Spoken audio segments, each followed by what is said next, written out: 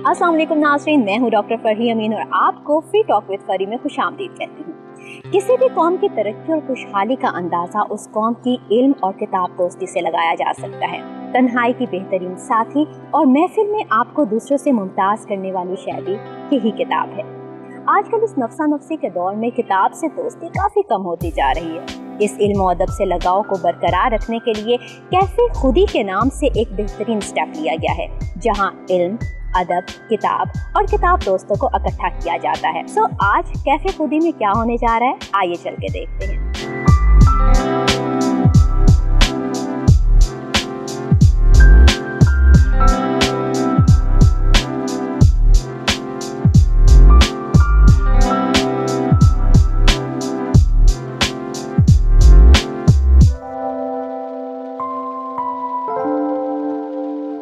पहली चीज़ जो मैं स्टार्ट करने जा रहा हूँ, जो फर्स्ट रिग्रेट है, वो बड़ा मज़े का रिग्रेट।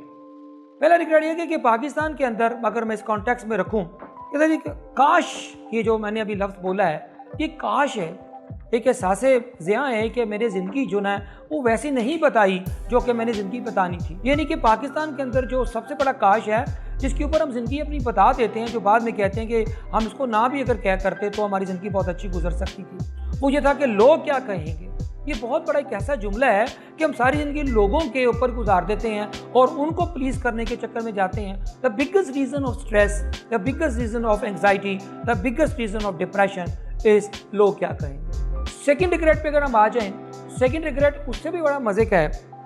कहते काश मैंने इतनी गधों की तरह मेहनत ना की हो। पाकिस्तान के अंदर अगर आपको पता है कोई लड़का पैदा हो जाए तो कहते हैं हमारे घर में गधा पैदा हो गया है जी, कि मेरे हमारे घर में अब इसने बड़ी होकर बहनें भी ब्यानी है, इसने माँ को बढ़ापे का सहारा भी बनना है, इसने बाप का भी बनना है और इसके घर में कोई और मसले आ जाए तो इसी ने संभालना। तो हमने एक ना ज़िंदगी गधों की तरह गुजार देते हैं। तो ब्राउनी कहती है कि वो एक ज़िंदगी का अंदर सबसे बड़ा होता है, हमने अपने बच्चों का बचपन भी नहीं इंजॉय किया होता, हमने अपने दोस्तों की महफिलें भी ज्वाइन नहीं की होती।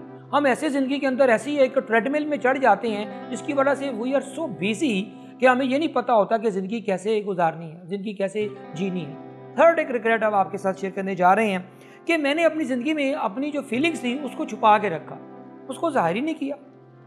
जब मैंने यस कहना था मैंने नो कह दिया, जब मैंने नो कहना था मैंने यस कह दिया।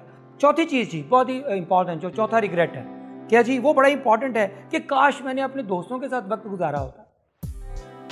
कहते हैं जी कि आपके जो बच्चे हैं वो आपकी, जब आप मरने वाले होते हैं डेथ बेड पे, उनकी नज़र आपकी जायदाद पे होती है, ठीक है। आपके जो रिश्तेदार हैं, बहन भाई, उनकी नज़र आपके बैंक बैलेंस पे होती है। सिर्फ आपके दोस्त हैं जिनकी नज़र आपकी हालत पे होती है कि मेरा दोस्त सही तो है ना। दोस्तों के बारे में डॉक्टर सीमी मैं कहता हूँ कि दोस्त सबसे बड़ी मेडिसिन, सबसे बड़ी एंटीबायोटिक है। आपका इम्यून सिस्टम चेंज कर देते हैं, आपकी बॉडी, आपकी फिजिक, आप साइकोलॉजी, आपका केमिस्ट्री बदल देते हैं अगर आप अपने दोस्तों से बैठे हों। लास्ट में जो आखिरी पांचवी जो एक रिग्रेट है जिसकी वजह से हम बहुत ज़्यादा ज़िंदगी जो पछतावों में चली जाती है, वो बड़ा इंपॉर्टेंट रिग्रेट है। वो ये है कि काश मैंने ज़िंदगी में खुशियाँ तलाश की होती, मैंने खुशी कभी देखी नहीं। एक सवाल है आप सब लोगों से, क्वेश्चन ये है कि are you creator of circumstances, are you creature of circumstances? Sometimes हम दोनों ही होते हैं जी, क्योंकि बाज़ औक़ात कुछ तकदीर में चीज़ें लिख दी गई होती हैं जिसकी वजह से हम चेंज होते हैं, लेकिन कुछ सर्कमस्टांसेस ऐसे क्रिएट हो जाते हैं तो हम इतने मजबूत हो जाते हैं, हम अपने तमाम हालात को ओवरकम करने के लिए, कुछ नई चीज़ बनाने के लिए या उनसे मुंह मोड़ने के लिए, एक नया रुख इख्तियार करने के लिए हम क्रिएटर हो जाते हैं, हम चेंज हो जाते हैं। कभी लाइफ हमें चेंज करती है, कभी हम लाइफ को चेंज करते हैं और यूं ही ज़िंदगी गुजरती है। देखिए ये बहुत एक बुनियादी और बड़ा पुराना, ये तो इब्न अरबी के वक़्त का एक सवाल है कि इंसान के अंदर कितनी उसकी अपने इख्तियार है और कितनी बेइख्तियारी है। ये तो एक 1000 साल पुराना क्वेश्चन। हम इसकी फिलॉसफिकल डायमेंशन में नहीं जाते कि कितना अल्लाह ताला ने, हम सिर्फ इसका साइंटिफिक वर्जन में जाते हैं कि इंसान के अंदर, इस किताब के अंदर भी उसने ये जिक्र किया है कि हमारे पास हमारा डीएनए का कितना इख्तियार है, जिसको हमारी हेरिडिटी कंट्रोल करती है। डीएनए के अंदर जो डिजीज़ हैं जी हमारे अंदर कन्वर्ट हो जाती हैं, ट्रांसफ़र हो जाती हैं फ्रॉम आवर बड़ों के, और कितनी ऐसी जो हमारे अपने इख्तियार हैं जिसको हम नर्चर कहते हैं और जिसको हम नेचर कहते हैं। अच्छा एजाज साहब, यहाँ पे आप सबसे पूछ रहे हैं कि आपका रिग्रेट क्या है, आपका क्या है? वो मेरी बेगम बैठी है, मुझे क्यों आपने घर भी जाने देना कि नहीं देना? नहीं, सिंपल सी बात है, रिग्रेट्स बड़े हैं, छोटे छोटे बड़े बड़े रिग्रेट्स। काश ये हो जाता है मगर ये हो ना सका। जिस जिंदगी में क्या वो कुछ बड़े पर्सनल हैं, वो अलग बच्चे हैं। ये देखा फीलिंग्स, हाँ आपने कहा था फीलिंग्स शेयर करनी है, अब आप हाँ अब तो बोलना पड़ेगा। देखिए जी, अब मेरा रिग्रेट था, लेकिन मैंने रिग्रेट को ये डेथ बेड से पहले ही मैंने उसके अंदर वो तब्दील कर लिया, चीनी के बेहतर कर लिया। रिग्रेट ये था कि मैं ना एक बहुत बड़ा स्टोरी टेलर बनूं, राइटर बनूं, फिलोसफर बनूं, किताबें लिखूं, शॉर्ट स्टोरीज लिखूं। मेटाफिजिक्स का तालिब इल्म था मैं, लेकिन मैंने सब कुछ छोड़ छाड़ के नौकरी इख्तियार की, रोटी रोजी के चक्कर में रहा, 20, 25, 30 साल का सफ़र तय किया। अब वापस आया हूँ कि नहीं भाई, मरने से पहले अब आप ही मेटाफिजिक्स पे आ जाओ, पैरासाइकोलॉजी पे आ जाओ और लिव योर ड्रीम्स। कैफे खुद ही बनाया, अब उसमें हम रोज़ अपना बैठ के अपनी चीज़ें डिफरेंट। अस्सलाम वालेकुम नाज़रीन, मैं हूं डॉक्टर फरही अमीन और आपको फ्री टॉक विद फरी में खुशामदीद कहती हूं। आज मेरे साथ जो पर्सनालिटी मौजूद हैं वो कैफ़े खुदी के रूह रवां हैं, एजाज़ निसार साहब। अस्सलाम वालेकुम। वालेकुम सलाम। कैसे हैं आप? डॉक्टर साहब अल्हम्दुलिल्लाह, thank you very much for gracing cafe खुदी। अपनी दुनिया आप पैदा कर। जी, ये जो अपनी दुनिया आप पैदा करने का कॉन्सेप्ट है, इसमें आपको लगता नहीं है कि आजकल के दौर में ये किताब पढ़नी और फिर उसके ऊपर रिव्यूज़ देने और तमाम इल्म और अदब दोस्तों को इकट्ठा करना, ये बड़ा मुश्किल हो गया? बिल्कुल सही कह रहे हैं, आज के इस दौर में बहुत मुश्किल हो गया। ठीक। अमीर शहर ने तोहमत लगाई गालिब पे कि ये दर्द की दौलत आम करता है। हम तो दर्द की दौलत आम कर रहे हैं। तो इस आम करती दौलत में कितने लोग हिस्सा डाल रहे हैं? देखिए, मैं चला था अकेला जानबे मंजिल, मगर लोग साथ आते गए और कारवां बनता चला गया। अब ये जो लोग आना शुरू हो रहे हैं, क्योंकि अभी हमने इसको स्टार्ट किया है, क्योंकि कोविड की वजह से रेस्टोरेंट्स कैफ़ेज़ तो ऑलमोस्ट बंद हैं। ये एक ऐसा कॉन्सेप्ट है कैफ़े खुदी का। असल में इसका जो बुनियादी मकसद है, मैं आपको वो शेयर करता चला जाऊँ। इसका बुनियादी मकसद यह है कि हम इतने कमर्शियल हो गए हैं, बल्कि ओवरली कमर्शियल हो गए। हमने कहा कि हम ना बहुत ज़्यादा जो लोग हैं वो अपनी खुद फरेबियों में चले गए हैं। हम इस खुद फरेबियों से निकाल के आज के इस नई नस्ल को हम खुद शनासी का सबक दे रहे हैं कि खुद शनासी से होते हुए दुनिया शनासी और दुनिया शनासी से खुदा शनासी का जो सफ़र है, ये कैफ़े खुदी का एजेंडा है। अच्छा एजाज साहब, आप जानते हैं कि उर्दू ज़ुबान जो हमारी कौमी ज़ुबान है, लेकिन आजकल की जनरेशन को आप देखें, उर्दू ज़ुबान को ज़्यादा नहीं जानते, शनासाई बहुत कम होती जा रही है। बहुत से स्टूडेंट्स ऐसे हैं जिन्हें उर्दू पढ़नी नहीं आती, उर्दू लिखना तो दरकनार। तो उर्दू को बेहतर करने के लिए, उसकी ज़ुबान की तरवीज के लिए क्या होना चाहिए? देखिए, उर्दू की हमारी एक ना हमारा प्राइड है। वो एक ऐसी लैंग्वेज है, ये पूरे हित्ते की ज़ुबान है, सिर्फ पाकिस्तान की नहीं, इंडिया की और बड़ी दुनिया में बोली जाती है। ठीक।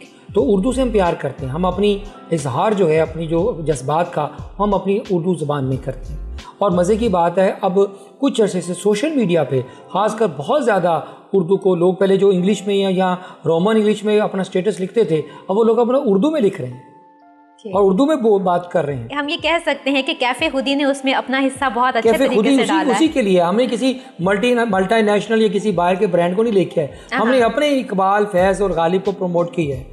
उनके अशार के ज़रिए हम उर्दू को, उनके मायने, उनके फ़हम, उनका अदराक, उनसे जो शाऊर और फ़हम और आगाही जो पैदा होगी और सोचने के जो नए अंदाज और नए जाविये निकलेंगे, ये हमारा मकसद है जी। ओके जी, अब मुझे ये बताएं कि कैफ़े खुदी में नेक्स्ट प्रोग्राम आप क्या अरेंज कर रहे हैं और कौन सी पर्सनालिटी आ रही है और किस टॉपिक पे गुफ्तगू होगी?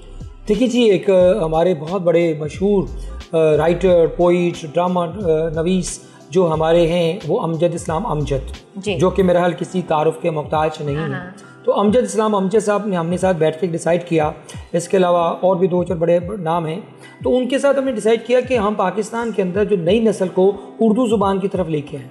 तो उसके लिए अब नेक्स्ट हमारी जो एक सेलिब्रिटी हैं, अमजद साहब आ रहे हैं। हम उनके साथ उनकी पोइट्री रिसाइटल होगा, उनकी लाइफ के ऊपर डिस्कशन होगा और उस सबसे बढ़कर वो एक हमें गाइड करेंगे कि हम उर्दू के साथ कैसे कनेक्ट कर सकते हैं। अदब के लिए ये जो नए जो ड्रामा राइटर्स और जो पोइट्स, ये कैसे हम प्रोड्यूस कर सकते हैं, ये हमारा कैफ़े खुदी का अगला वेंचर है। जी एजाज साहब, आपने कहा ना कि फैज़ गालिब और इकबाल, तो कहा यह जाता है कि फैज़ गालिब और इकबाल 3 लोग मुख्तलिफ औकात में पैदा हुए, लेकिन उनके फैज़ तबा ने उर्दू को गंजे ज़र दिया।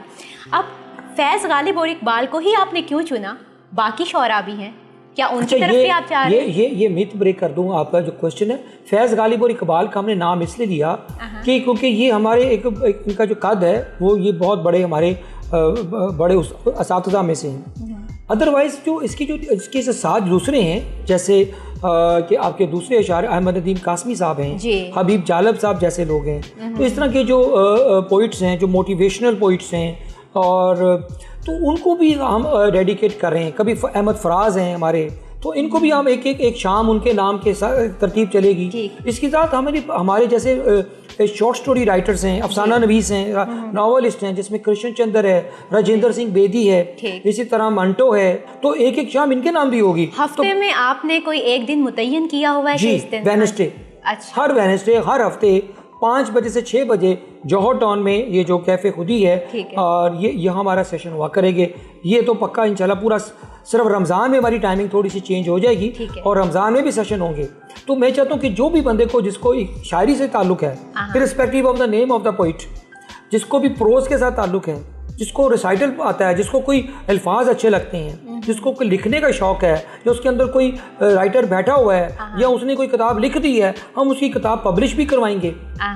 हम उसके अंदर का शायर, उसके अंदर का जो अफसाना नवीस, उसको बाहर निकालेंगे, उसको कहेंगे। बल्कि हमारा तो एक अपना मिशन स्टेटमेंट है कि हर बंदा एक राइटर है। मैं सबसे पहले सवाल पूछता हूँ जिससे मिलता हूँ कि तुम्हारी किताब कहाँ है, कि तुमने ज़िंदगी में 15-20 साल ज़िंदगी का तजुर्बा हासिल कर लिया। अगर कोई माँ घर में जिसमें कोई ज़िंदगी में उसने कोई जॉब नहीं की या बिज़नेस नहीं किया, वो भी किताब लिख सकती है। एक बाप जिसने अपनी ज़िंदगी में किसी जगह नौकरी की या कारोबार किया, मैं चाहता हूँ हर वो बंदा कैफ़े खुदी, हर उस बंदे को उसके अंदर से जो किताब निकाले, उसके तजुर्बात, मुशाहिदात, एहसासात को कलम बंद करे, और ताकि वो उसके तजुर्बों से लोग फ़ायदा उठाएं। बिल्कुल, हर शख्स अपने अंदर एक बंद किताब की मानिंद है। ये अब अगले पे डिपेंड करता है कि वो किस अंदाज और से ये उसे इस खोलता ज़मीन है। का रेंट पे करना उसने। ये अल्लाह पाक ने अगर आपको दुनिया में भेजा है तो उसका एक रेंट है, आपने वो रेंट एक किताब लिख के जाना है। बिल्कुल, बहुत शुक्रिया एजाज साहब, बहुत अच्छा लगा। जी नाज़रीन, इसके साथ ही हमारे आज के प्रोग्राम का वक्त ख़त्म होता है। इंशाल्लाह फिर नेक्स्ट प्रोग्राम में नेक्स्ट टॉपिक के साथ आपके सामने हाजिर होंगे। तब तक के लिए मुझे डॉक्टर फरही अमीन को इजाज़त दीजिए। अल्लाह हाफ़िज़।